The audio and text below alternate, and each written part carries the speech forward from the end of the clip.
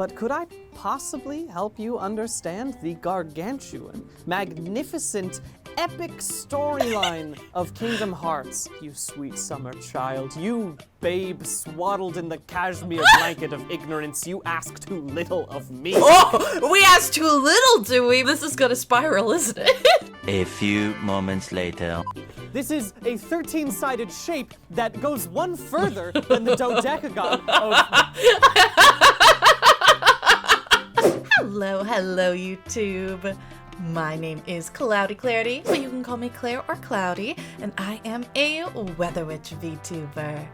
And today we are going to be continuing on with more Kingdom Hearts lore. Specifically this one, Understanding Kingdom Hearts and Every Other Story via Unraveled. Now, I know that they do some really funny videos, and I plan to react to more of theirs in the future. The very next one after this will be me reacting to the Kirby one that they do. So we're gonna actually be transitioning to some Kirby videos for a while, but for now, since we've done the good enough summaries of Kingdom Hearts, we are going to move on to this, Understanding Kingdom Hearts and Every Other Story by Unraveled. Kingdom Hearts 3 is finally here, and I have received an excessive amount of requests to explain the storyline. That seems perfectly reasonable. You want to be caught up before you hop into the third game. That is why I went and replayed all of them beforehand and or watched the cutscenes of all of them beforehand. But judging by the wording on a few of these requests, it seems like I have a tall task. Whoa. Okay, no, we're going to look at that real quick, because if I didn't like you as a person, I'd suggest Kingdom Hearts. But speaking as a Kingdom Hearts fan, I don't necessarily want to put you through that kind of suffering.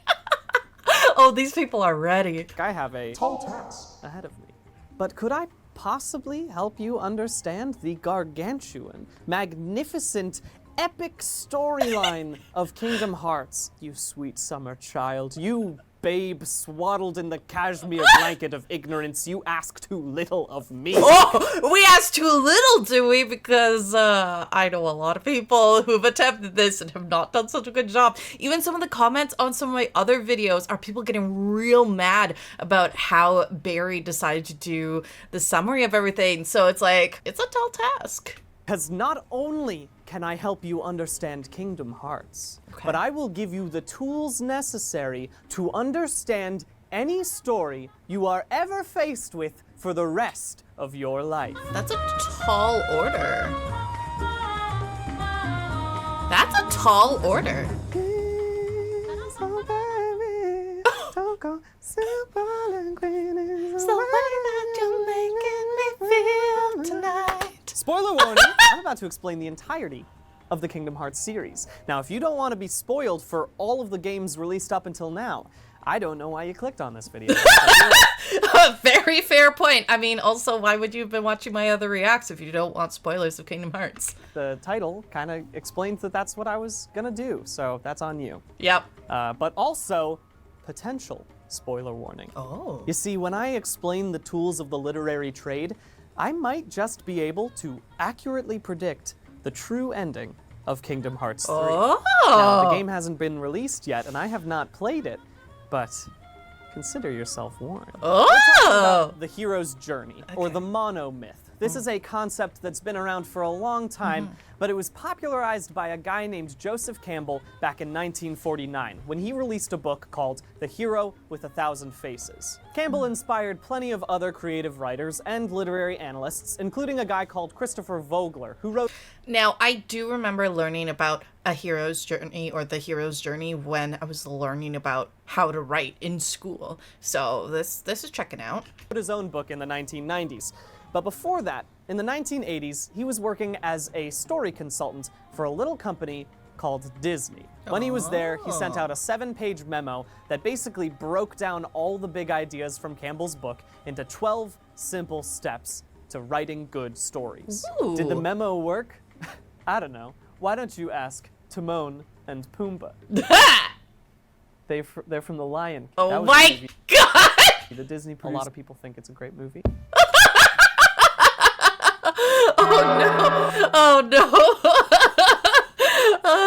This is gonna spiral, isn't it? Kingdom Hearts, as described by the monomyth. We've got 12 stages up here, kind of like a clock. It's a story wheel, and I'll go through piece by piece explaining Kingdom Hearts 1, so that way you can understand what these stages are. Okay. Once you do understand these stages, you'll be able to understand any story, because great writers, no matter how dense their sci-fi or fantasy world may be, use these stages to help orient you. I'm talking Dune, Harry Potter, Space Jam. Number 1, Introduction in the Ordinary World. In Kingdom Hearts 1, this is when Sora, Riku, and Kairi are all just hanging out on Destiny Islands, doing normal kid stuff. Call to adventure. What's this? Weird creatures showing up on the island? Sora has a sword that's also a key? Refusal of the call. Now, we hit a bit of a hiccup here because he really does seem gung-ho to leave the island at some point.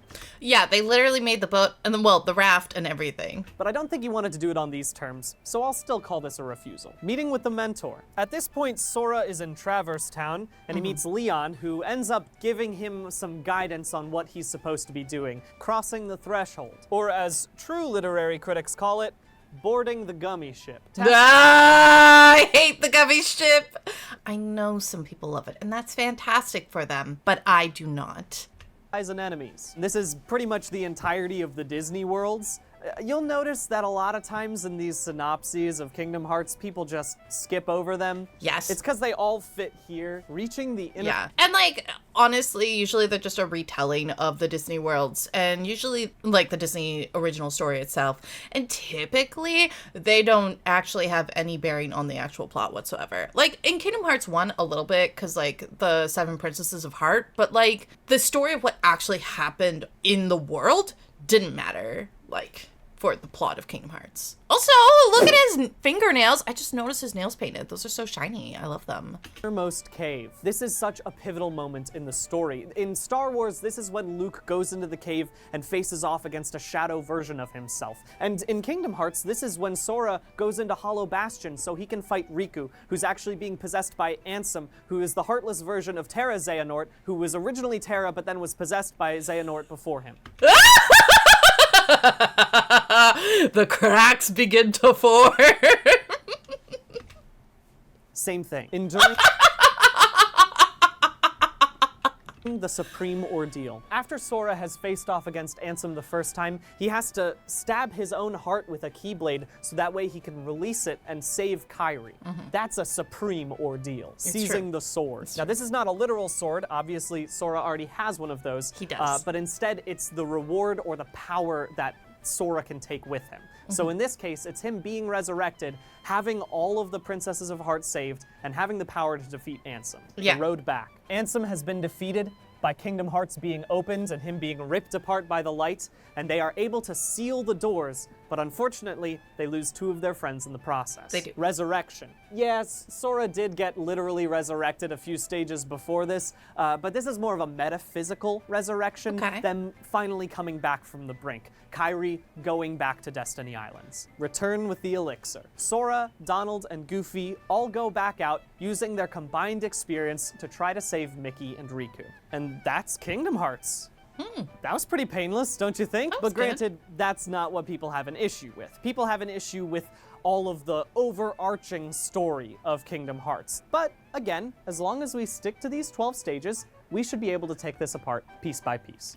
Is that where we insert the meme of and then everything went wrong, or this is where they made the mistake? And nothing can go wrong. Oh no, it all went wrong. Though I am going to stick with the 12 stages, I am going to add just one little extra piece. It's called historical background. This is like the Silmarillion, or J.K. Rowling's Twitter. In Kingdom J.K. Rowling's Twitter. Which is a terrible and awful place, and we do not like being there. Kingdom Hearts, this would be Union Cross. Oh, which is so important. So important. And Barry didn't talk about it much in his videos from what I remember, but like, it is so important. Or Key, or whatever the many names of this web/mobile game ended up being. Die-hard fans will get upset with me if I say that this doesn't really matter. He's calling me out! To Sora's overarching story. But I'm gonna say it anyway. Ah! I've been called out! So this historical background is going to just be up here, and all of that knowledge is just going to kind of bleed immediately into Kingdom Hearts 1. Okay. You gotta do Birth by Sleep. It's a prequel. But is Sora in it? No. No. No Sora. Who's this guy then? That's Vanitas. Why? So I... Why? Oh my god. Oh, okay, no. This is where things start to get juicy, I imagine. seem to have neglected like 3 other heroes' journeys in this hero's journey. So I'm gonna move these over a little bit so that way I can have a bit more space. We do have to talk about Birth by Sleep, starting Yes. first with Terra's. Now imagine it has all 12 of the stages of the hero's journey. I just didn't want to write them all out because he gets Norded, so he's not that good of a... He does get Norded! To possess another human being, specifically, or if you are Xehanort, Xehanort keeps Nording people as making the other party guests uncomfortable. Oh my god, I love this so much. Oh my god. Like, the Nording, for me, just like the community calling it Nording, is one of the, like... I think it's my favorite Kingdom Hearts meme, is saying that people got Norded. It makes me so happy. So I love this. We're gonna do that again. Stages of the hero's journey. I just didn't want to write them all out because he gets Norded, so he's not that good of a hero. Same goes for Aqua, which is intersecting with Terra's. And then we've got Ventus, who has the biggest bearing on Sora's hero's journey. Yes. It means that it has to not only intersect over here with Terra and Aqua, Yes. but I'm sorry, Vogler, I am gonna have to include another step on your hero's journey. So here we've got the Ventus diagram, which intersects here at step 0.5, the part of the hero's journey where the baby hero's heart goes and saves another boy. That's Yes, yes. Okay, wait. We're gonna see that again. Now that I can...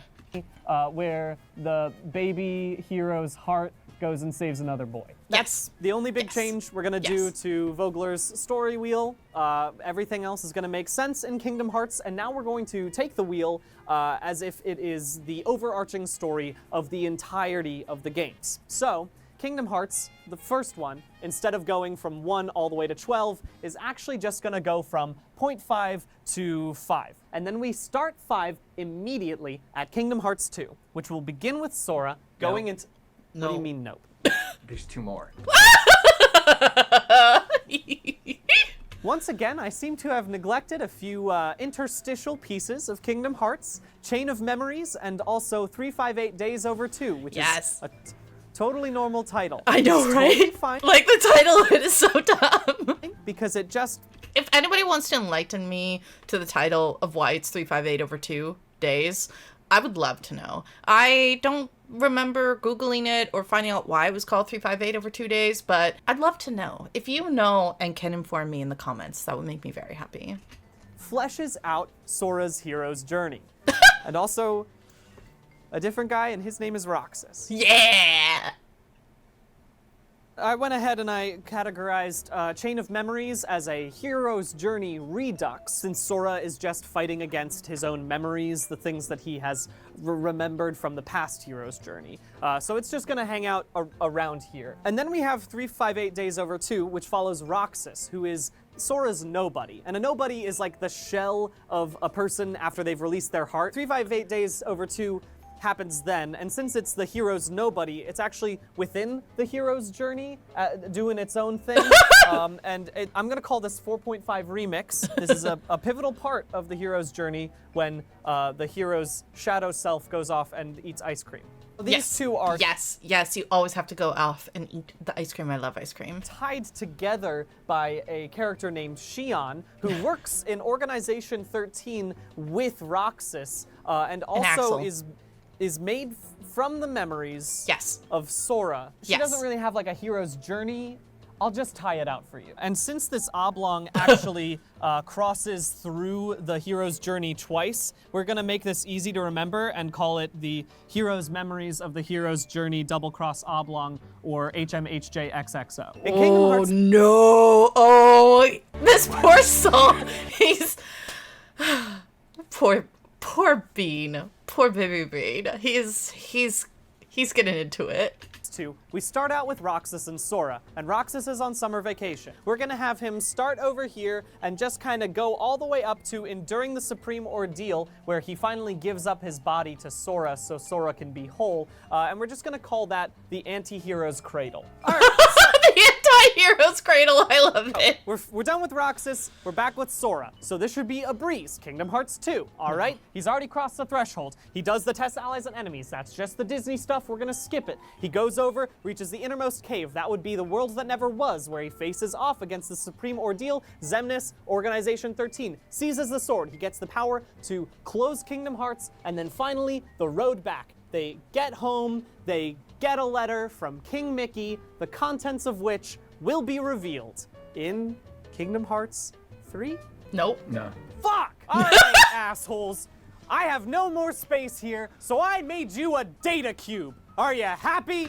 Oh, that's so perfect too, because of the games that it's going to to have. Oh my god, I love the cube. The data cube contains the entirety of Kingdom Hearts coded. Yes, as it should. It should be in a data cube because of what Recoded even is. That's amazing. I love it. It's all in a virtual space. The data Yes. cube is that thing where the hero goes on a journey into his inner thoughts and finds some data that an old guy put in him. The real It's anthem. that thing that happens in the hero's journey. And then at the same time, we also... You can see the light is slowly leaving this man's eyes. Just look at that face. That is the face of a man who's starting to realize that the comments were joking. The comments were a kind warning to him that he chose to disregard. It's that thing that happens in the hero's journey. And then at the same time, we also have Dream Drop Distance, Which I love. is another hero's journey inside of the hero's journey, Yes. and it's part of seizing the sword because they have to go Get the power into waking. sleeping versions of the worlds they've already been Yes. to, but also maybe they're going into each other's dreams, and one of them is... No, it doesn't fit here. I've got a better... There's another part of Wait, Dream Drop Bucket? Why is it a the bucket? hero's journey, and it's called the Dream Drop Bucket, and it's where you put the dream drop distance until you need it later, and hopefully you won't. That brings us up to Kingdom Hearts 3. Granted, I thought when I started this, I would be able to perfectly predict Kingdom Hearts 3, but I don't know. I feel like I'm just missing something, because he gets Norded. Possessed by Xehanort before. I forgot about the villain's journey. The villain's Tridecagon. The villain's Tridecagon? Villain's Tridecagon is definitely the key. The Tridecagon of villainy. Wait, Nort Boy Redux? Oh my god. No, I know he's gonna go through this, but I saw Nort Boy Redux. This is a 13-sided shape that goes one further than the dodecagon of... The cameraman is everybody who's like watching their Kingdom Hearts like fan person slowly devolve. Oh my god, that's so funny. That's an outsider to the Kingdom Hearts community looking in at the rest of us. The hero's journey. We have almost entirely ignored Xehanort. He is the impetus for all of the Oh, we got more games coming. anger and anguish in Sora's life. Yes. And so he deserves a wheel as well. We have to start at the very beginning of Xehanort. And that starts in stage 1 of all villains. You have to be contacted by a future version of yourself. That brings us to stage 2. It gives you the ability to time travel. I don't think this is the normal villain Tridecagon because time travel's not in everything. What this means, this special string just shows that they can go wherever they want to in time. Step 3, you need to learn about a great power. This is when Xehanort first discovers Kingdom Hearts and all of the power it could hold. What do you do after you find out about that power? You Norda boy.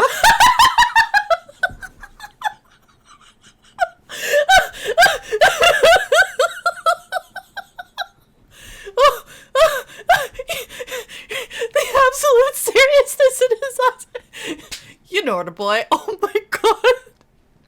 No, we're watching that again. Could hold. What do you do after you find out about that power? You Norda boy. Once you got that boy under your possession, Time to get real into unethical science. That's when you're going to learn all about Kingdom Hearts and how to release people's hearts. That means you can become a guinea pig yourself, therefore creating two versions of yourself, a nobody and a heartless. But are you happy with just those two versions of yourself? You shouldn't be, because you're a villain. That's right, it's time for Nort Boy Rita.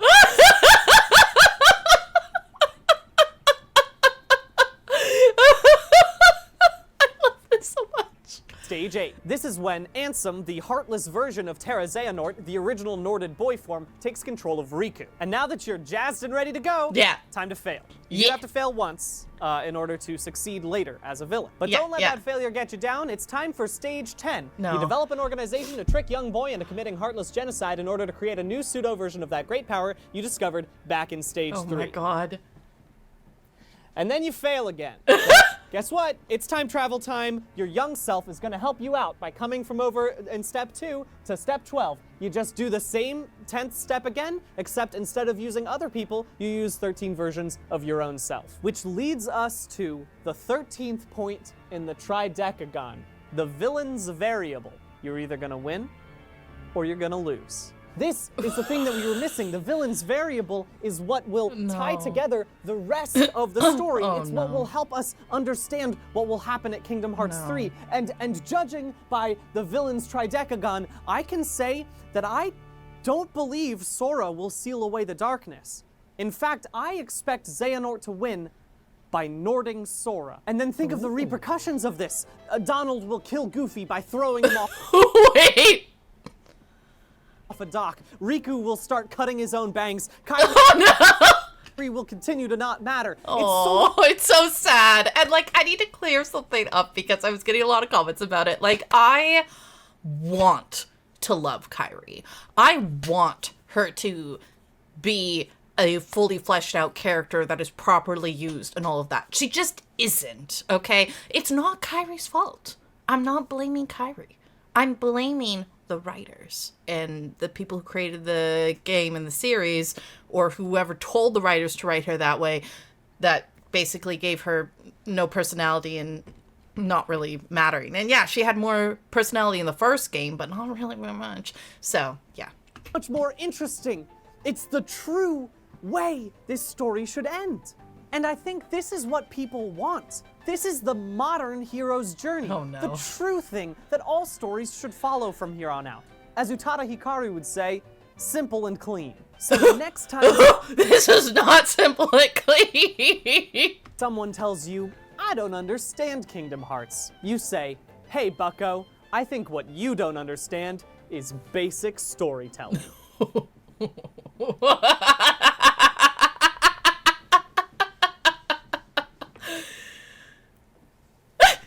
Basic storytelling.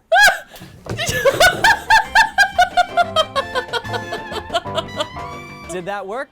I don't know. Ask Aladdin. Oh my god. Oh my god. We are going to be watching so many more of these. This is hilarious. I love that. I loved watching someone from the outside of the Kingdom Hearts fandom coming in and being like, oh, it's not that complicated. And then, like, we got to watch as the life slowly drained from his eyes.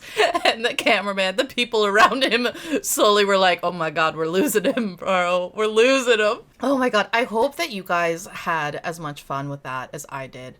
Nordaboy was my favorite part. Absolutely kills me. That's so funny. What was your favorite part of him going through this experience and trying to explain Kingdom Hearts? How did you think he did? I think he did pretty well, all things considered. He did his absolute best with what he had going for him. So thank you guys so very much for coming by and hanging out with me today. I really hope you guys had a lot of fun with this like I did. I typically post a video every Monday, so if you'd like to see more, please subscribe, as it would help me out a lot. I hope you all have yourselves a wonderful morning, afternoon, or evening, and I will see you guys again in the next one. Goodbye, everybody.